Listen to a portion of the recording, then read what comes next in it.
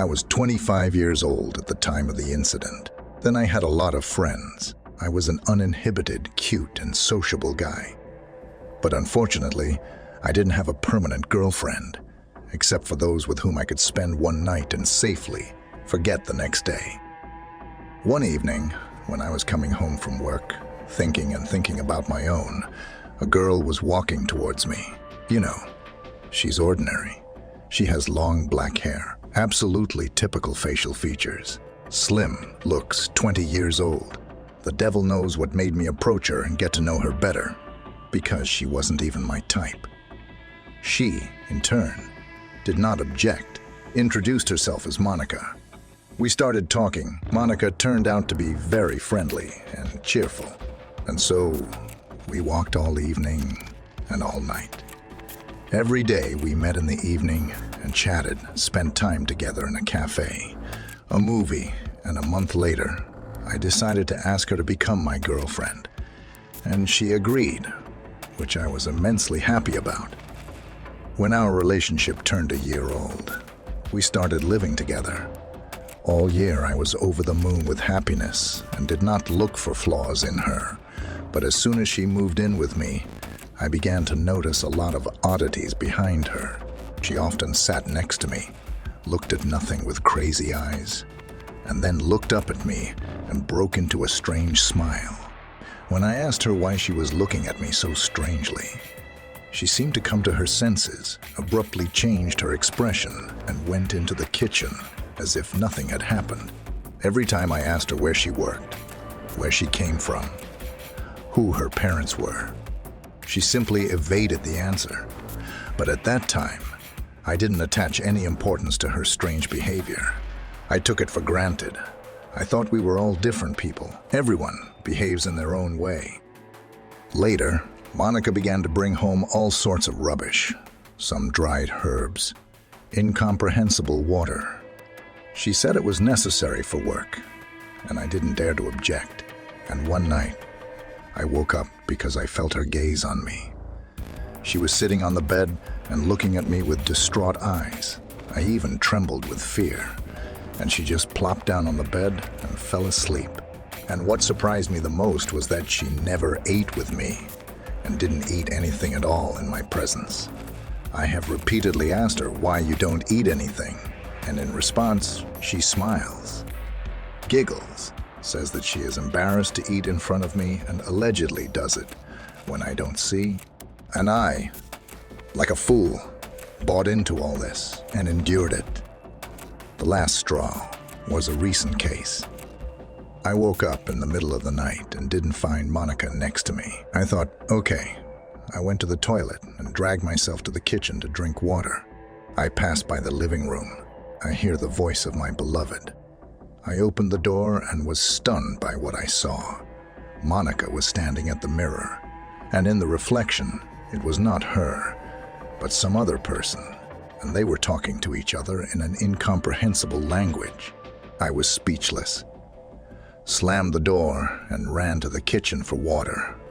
I'm standing there drinking and thinking about what I saw. I think it can't be.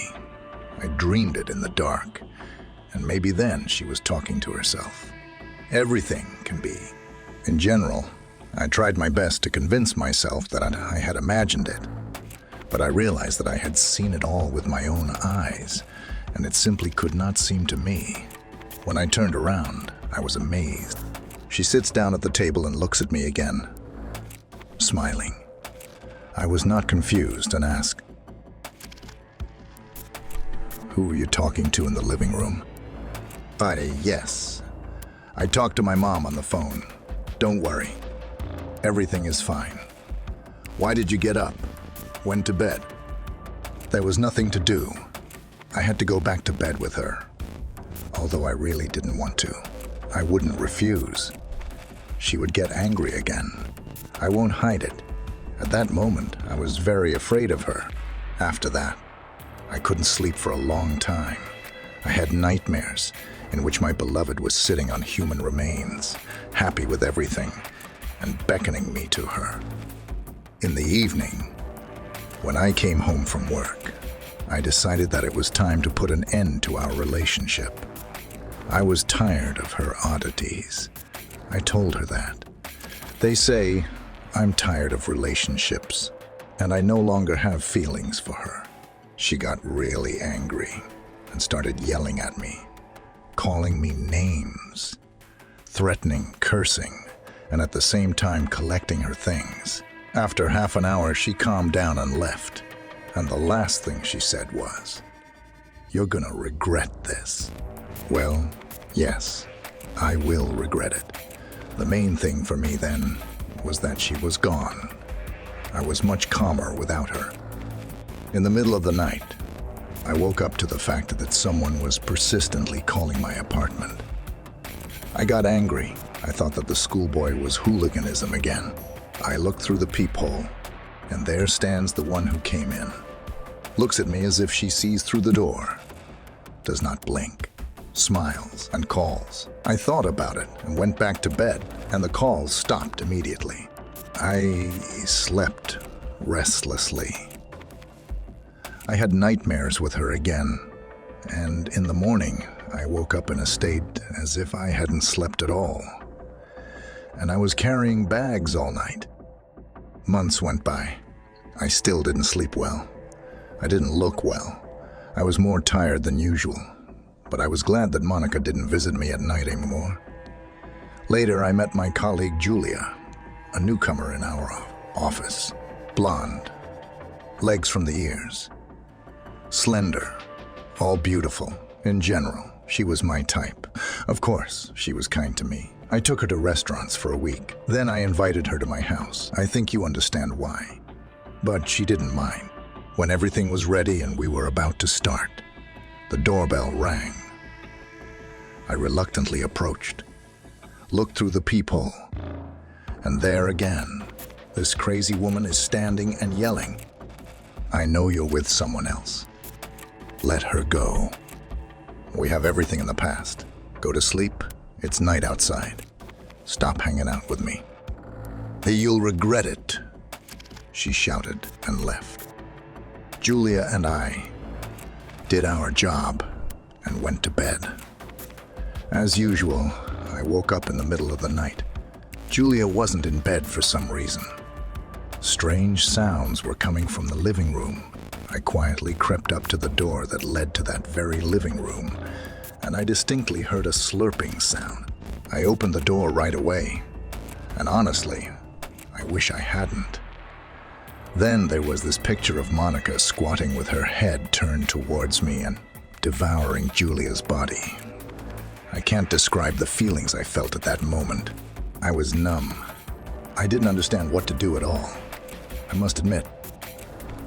Then I forgot my native language.